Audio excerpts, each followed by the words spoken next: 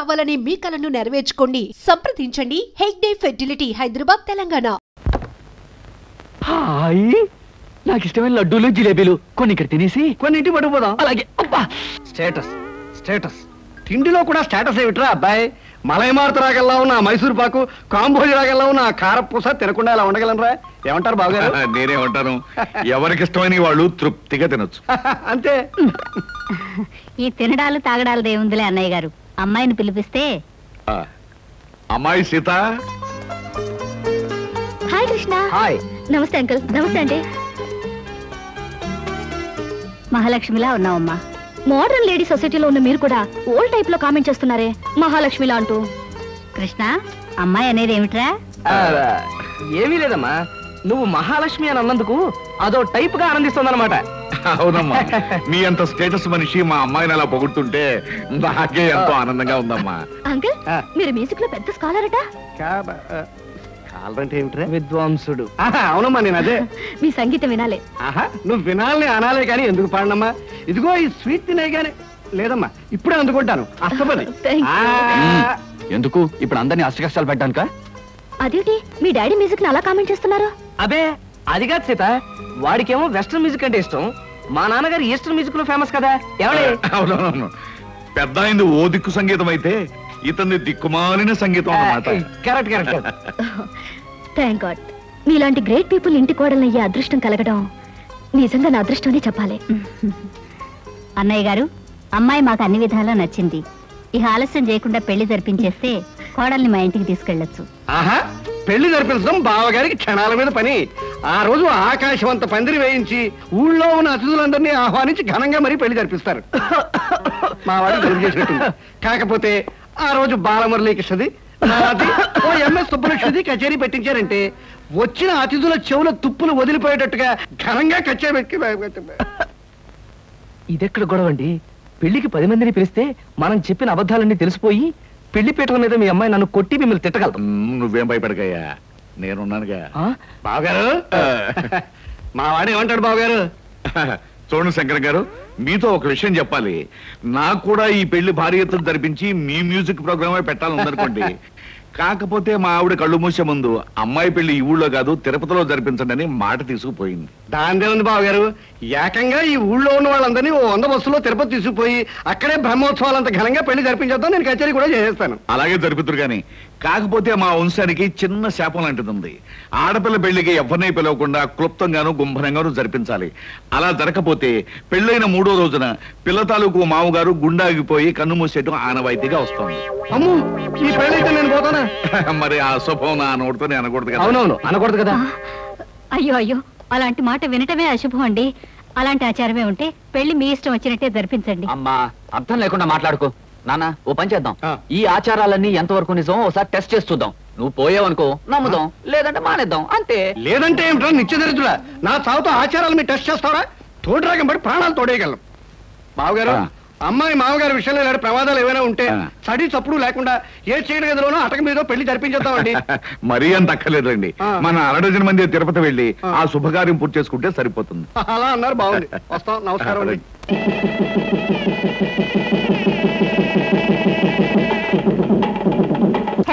సీత, అనుకున్న సాధించావే. మమ్మల్ని పెళ్లికి పిలవలేదని మాత్రం కోపంగా ఉంది. సారీ ఫ్రెండ్స్, ఆయన రోజుకు 2-3 దేశాలు తిరిగే మనిషి. హఠాత్తుగా కొద్దిగా టైం దొరికితే వెంటనే పెళ్లి జరిగిపోవాలన్నారు. దాంతో హడావిడిగా జరిగిపోయింది. ఏది ఏమైతేనే నువ్వు అనుకున్న సాధించావే. That is Sita. స్వయంవరం పెట్టాను, కోటీశ్వరుడి చేత తాళి కట్టించుకున్నాను, ది గ్రేట్ అనిపించుకున్నాను. ఇలాంటి అందం, ఆస్తి, అంతస్తు, ఇన్ని క్వాలిఫికేషన్స్ ఉన్న అబ్బాయి దొరకడం నిజంగా నీ అదృష్టం. You are very very lucky. Bill తీసుకోండి. హలో వదినా. హలో బాబ్జీ, ఏటిలోచా? ఏం లేదు వదినా, రేపు మా boss Chiranjeevi 100th film release. Function grand గా ఉండాలని చాక్లెట్ కొనడానికి వచ్చాను. ఈయన బాబ్జీ అని మా వారి బ్రదర్.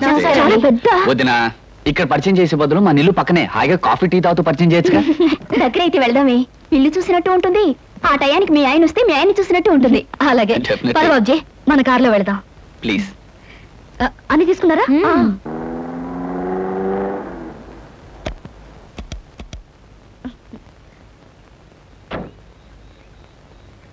వదినా, ఇది కాదు, అది మన ఇల్లు.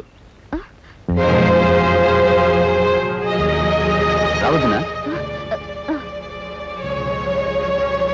రావద్దునా ప్లీజ్ కా కూర్చోండి. ఇది నిజంగా మీ ఇల్లేనా? అవును వదినా, మా ఇల్లే మమతల కోయిల, మా ఇల్లే మమతల పందిరి. రేయ్ రాగానే అలా కూని చేస్తావేరా దర్జుకుంటు వేదవా. నాన్నగారు. మీ నాన్నగారా? రే కథల కుతూహలంలో కాపీ కలిపేశావురా. అమ్మా నువ్వా? ఎంతసేపు అయింది వచ్చి?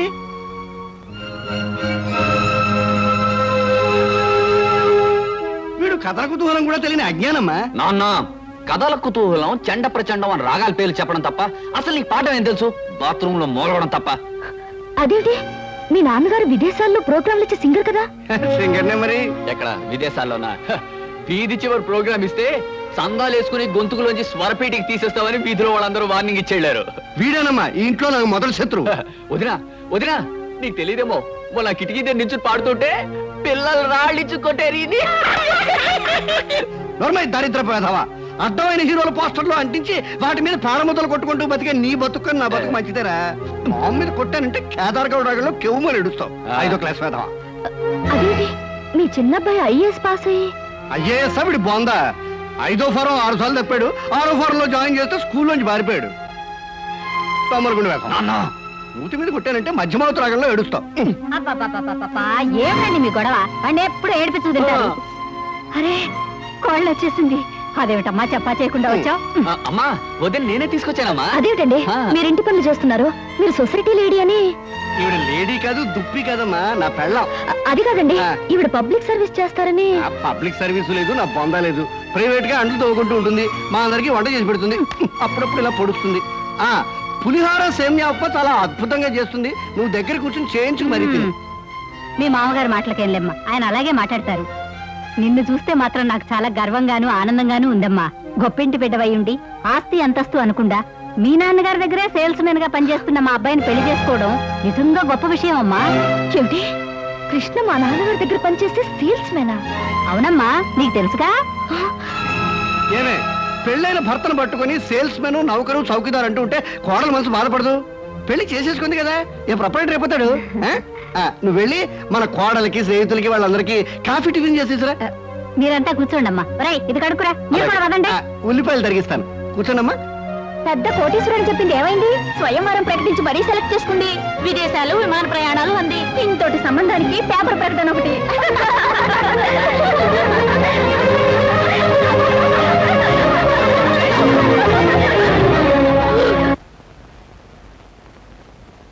మావయ్య, సీతకి నిజం ఎలా చెప్పాలో తెలియడం లేదు, కానీ చెప్పక తప్పని పరిస్థితి వచ్చేసింది. వరిగాకయ్యా, నువ్వెవరవో తెలిసినా ఎంత కోపం వచ్చినా మెళ్ళో తాళ్ళు పట్టు విలువ తెలిసిన ఆడపిల్ల గనక తప్పనిసరిగా ఒప్పుకుంటుంది.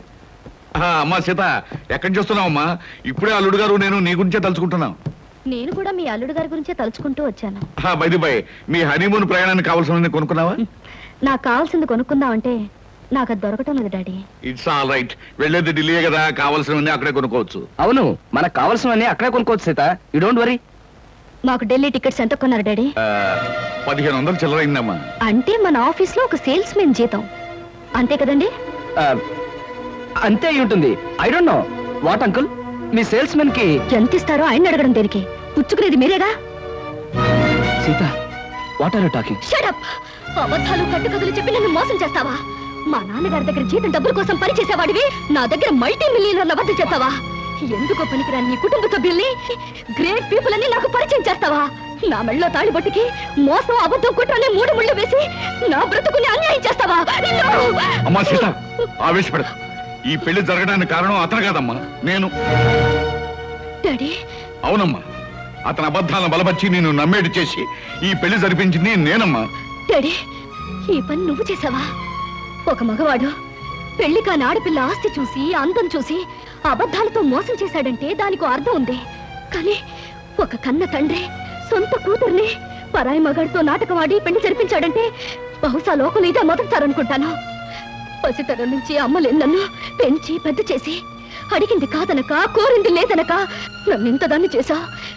ఇప్పుడు ఆయనతో కలిసి నాటకవాడి నన్ను ఎందుకు మోసం చేశావు? ఎందుకు మోసం చేశావు డాడీ? మంచి ప్రశ్న వేశావమ్మా, చాలా మంచి ప్రశ్న వేశావు. కానీ ఈ ప్రశ్న అడిగే ముందు జరిగిన విషయాలు ఏమిటో ఒక్కసారి గుర్తు తెచ్చుకో. ఒక ఆడపిల్లకు ఉండవలసిన మర్యాద సాంప్రదాయం మర్చిపోయి పేపర్లో మొగుడు కోసం ప్రకటనలు వేయించింది నువ్వు. ఆ ప్రకటనలు చూసి వచ్చిన కృష్ణను సెలెక్ట్ చేసుకుంది నువ్వు. అతన్ని మనసారా ప్రేమించి ఇంటికి తీసుకొచ్చి నాకు పరిచయం చేసింది నువ్వు. ఇందులో నా తప్పుందా? కృష్ణను చూశాక ఇంటర్వ్యూ పేరుతో నువ్వు పొరపాటుగా ప్రవర్తించిన, మొగుడు సెలక్షన్ అంటూ పొగరమోతుగా ప్రవర్తించిన, ఓ మంచి మనిషిని ఎంచుకునేటట్టు ఆ భగవంతుడు చేశాడని ఆనందించానమ్మా. అడ్డదారిలో వెళ్ళినా నేను ఆశించినట్టుగా గమ్యానికి చేరుకుంటున్నావని సంబరపడ్డానమ్మా. అందుకే ఈ పెళ్లి జరిపించడానికి నేను కొన్ని అబద్ధాలు చెప్పుంటాను. ఇది ఏ రకంగా తప్పమ్మా? అంటే మోసం చేసి ఆయనతో పాటు సీత, మళ్ళీ అతను మోసం అను. పెళ్లికి ముందే నీతో చెప్పాలనుకున్నాడు, కానీ నేనే చెప్పొద్దన్నాను. ఇది తప్పేమోనన్నాడు, కానీ ఇది తప్పనిసరని నేనే ఒప్పించాను. సీత, భగవంతుడు నిన్ను ఏ మోసగాడి చేతులను పడేయకుండా ఒక మంచి మనిషి, మనసున్న మనిషి చేతిలో పెట్టినందుకు నేను సంతోషించానమ్మా. All right daddy, all right. జరిగిన దానికి కారుకురాలి నేనేనంటావు, అన్ని చేసింది నేనేనంటావు. ఆల్ రైట్, ఇప్పుడు కూడా నేను చేయాల్సిందేదో చేస్తాను. సీత, ఏం చేస్తావు? నాకు విడాకులు ఇస్తావా? మంగళసూత్రానికి విలువిచ్చేదాన్ని విడాకులు ఇస్తానని అనను. కాకపోతే ప్రస్తుతం మన హనీమూన్కి వెళ్ళడం లేదా, మీ ఇంటి కాలు మొగలుగా వెళ్ళబోతున్నా. అక్కడ నేను ఏం చేస్తానో, ఎలా ఉంటానో ముందు ముందు మీకే తెలుస్తుంది. కృష్ణ, ఈ మొండిది తిక్కది మీ ఇంటికి కాపురానికి వచ్చి నిన్ను ఎన్ని కష్టాలు పెడుతుందో, మీ సంసారంలో ఎన్ని కలతలు రేపుతుందో అనే భయంగా ఉందయ్యా. మావయ్య, మీరేం భయపడకండి. జీవితంలో ఎలాంటి ఛాలెంజ్నైనా ఎదుర్కొని విజయం పొందటం నాకు అలవాటే. మీ అమ్మాయి విషయంలో కూడా నేను గెలుస్తాననే నమ్మకం నాకుంది. కాకపోతే ఆనాడు రాముడు సీతను అగ్నిప్రవేశం చేయించాడు. ఈనాడు మీ సీత ఈ రాముడిని అగ్నిప్రవేశం చేయించబోతుంది. ఆ అగ్నికి ఏమాత్రం చెక్కు చెదరకుండా పవిత్రమైన మనిషిగా బయటకొస్తాననే నమ్మకం నాకుంది మావయ్య. డాడీ, నేను అత్తవారింటికి వెళ్తున్నాను. అమ్మ సీత, నిన్ను ఆడంబరంగానూ ఆర్భాటంగానూ పంపించాలని జరిగిన అబద్ధం పెళ్లికి ఇలా వెళ్ళటమే సరైన పద్ధతి. పదండి. సీత, నీ ఆస్తి అంతస్తు చూసి నిన్ను పెళ్లి చేసుకోలేదు. నువ్వెక్కడి నుంచి ఏమీ తీసుకురావడానికి వీల్లేదు. కట్టుకున్న చీరతోనూ, నేను కట్టిన తాళితోనూ, కట్టుకున్న మొగుడుతోనూ నువ్వు నీ పుట్టింటి నుంచి బయలుదేరి రావాలి. That's all. కమాన్.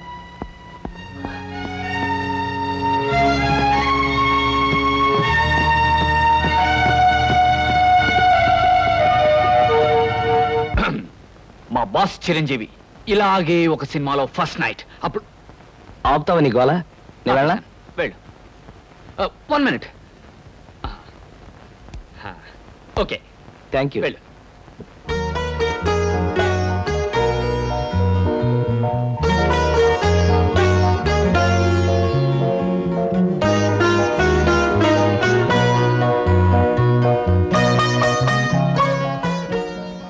సీత,